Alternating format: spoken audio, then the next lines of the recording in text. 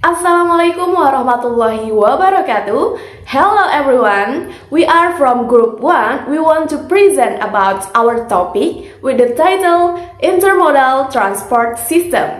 Before that, let me to introduce our group member. The first is Juanda, and then Nurul Fajar, and then Novalia Ramadhani, and the last is Hairunisa. Table content for our topic is the first, Introduction to Intermodal Transport System.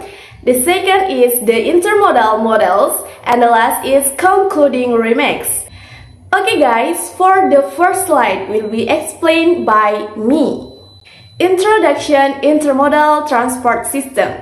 Intermodal transport system defined as combined transport by two or more transport modes has significant impact on the spatial economic structure of the transport industry. Special standard containers are used to transport goods between mode in trucks, freight trains, and ships. Pengertian dari transportasi antar moda didefinisikan sebagai pengangkutan gabungan oleh dua atau lebih mode transportasi dan memiliki dampak signifikan pada struktur spasial ekonomi industri transportasi. Kontainer standar khusus digunakan untuk mengangkut barang antar moda pada truk, kereta barang, dan kapal.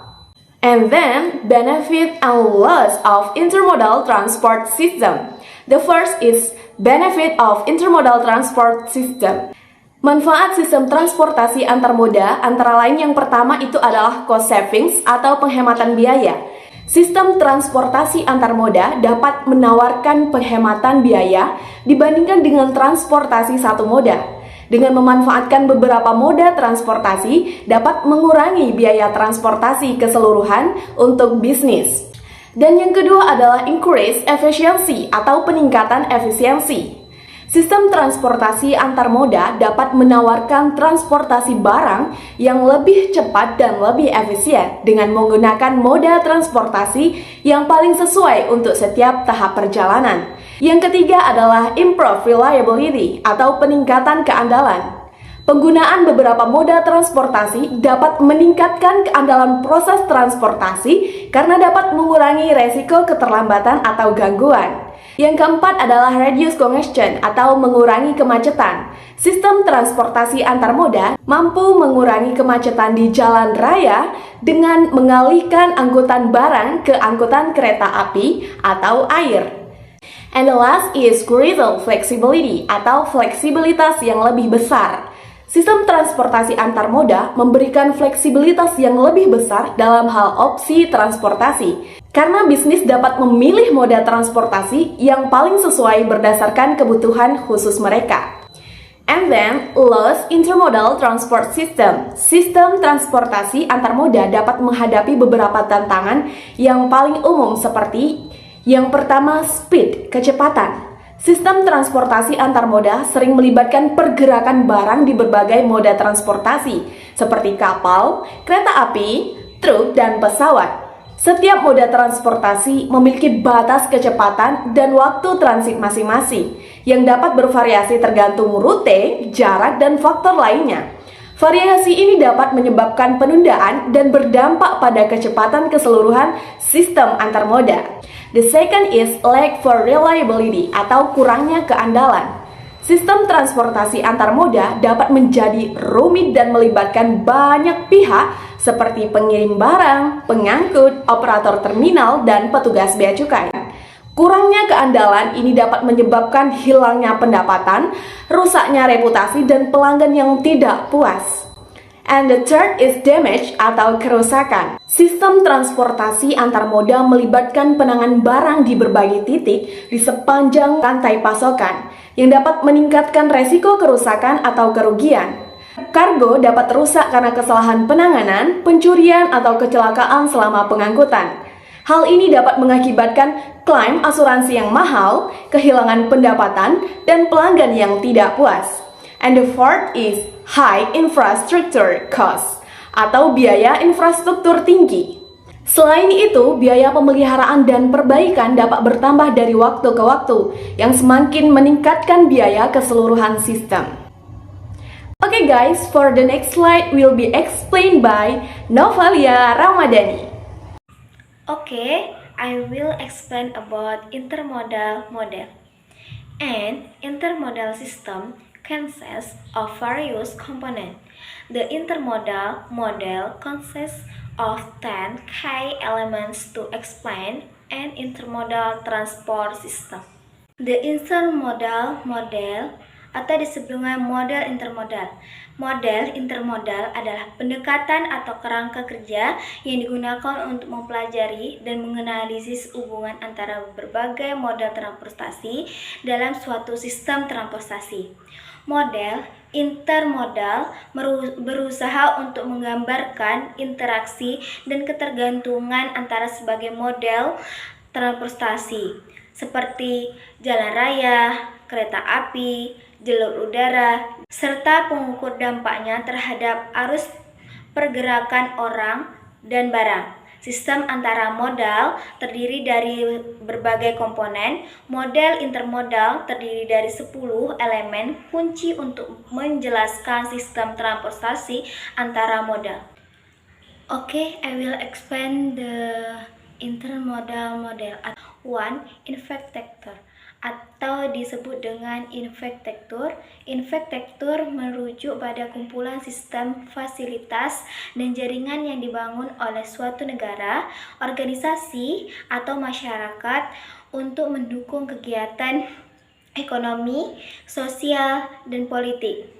Infrastruktur biasanya terdiri dari elemen-elemen fisika seperti jalanan, jembatan, pelabuhan, bandara, rel kereta api, saluran air, listrik, dan elektronik.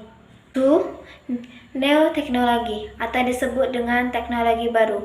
Teknologi baru adalah istilah yang digunakan untuk menggambarkan inovasi, perubahan, atau perkembangan baru dalam bidang teknologi.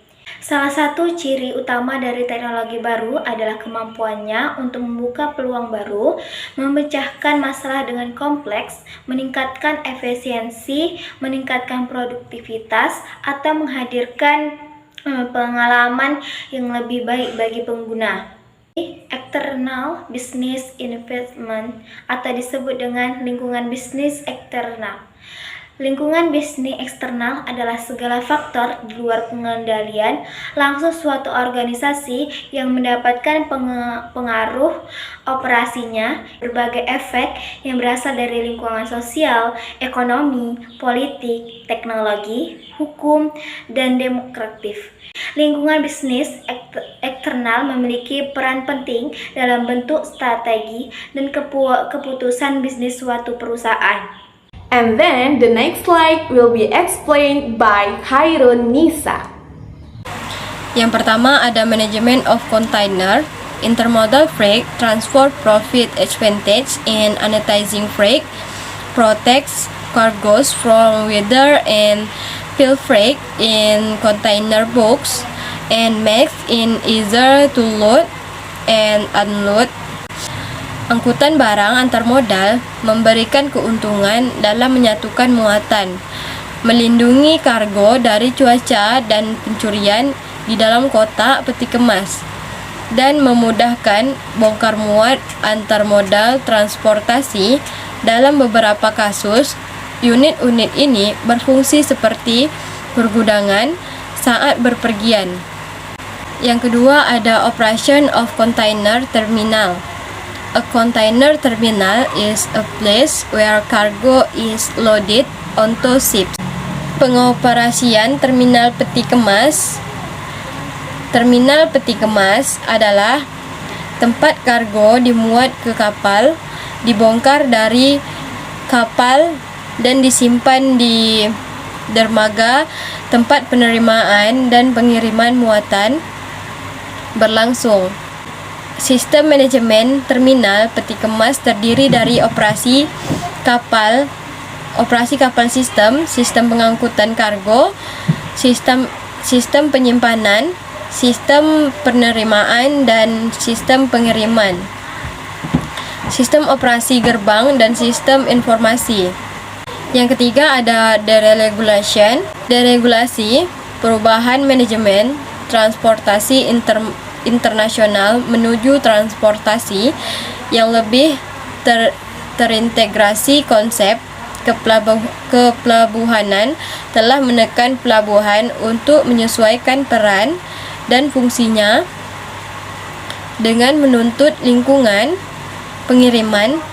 Hal ini memerlukan pemikiran ulang strategi pembangunan. Availability of logistic services. Ketersediaan layanan logistik. Peran utama dari sistem logistik terpadu adalah untuk membantu memproduksi, konsumsi, distribusi, atau pengelolaan rantai pasokan. Barang dan jasa layanan logistik yang terintegrasi dan mulus dapat memainkan peran penting dalam memfasilitasi proses rantai pasokan global. Logistik melibatkan berbagai aktivitas terkait termasuk penyimpanan, manajemen inventaris, penanganan bahan, dan pemrosesan pesanan. Next, logistic security intermodal. Container transport is complex in that transport function of the interest of various level. The search for global efficiency in transport containers has led to the development of capabilities to offer door-to-door service, which also requires a high level of security. Keamanan logistik angkutan peti kemas antar modal sangat kompleks karena fungsi angkutan sering bersinggungan di berbagai tingkatan. Pencarian efisiensi global dalam peti kemas transportasi telah mengarah pada pengembangan kemampuan untuk menawarkan layanan door-to-door yang juga membutuhkan tingkat keamanan yang tinggi. And then the next slide will be explained by Juanda. Okay guys, I will explain about concluding remarks. In the concluding remarks, there are 5 users. The first user. Pengguna pihak pertama adalah pemilik kargo yang akan diangkut. Nah, jadi pengguna pertama ini adalah orang yang menyediakan kargo saja. Dia hanya menyediakan kargonya saja. And the second party user. Nah, pihak kedua adalah pihak yang mempunyai kendaraan atau pihak yang menyediakan fasilitas untuk mengangkut kargo yang telah disediakan oleh pihak pertama tadi. And the third party users. Nah, pengguna pihak ketiga adalah pihak yang langsung menawarkan kargo atau kendaraan atau juga transportasi yang sudah ada yang telah disediakan oleh pihak kedua tadi. Nah, pihak ketiga ini adalah menawarkan langsung kepada pengirim.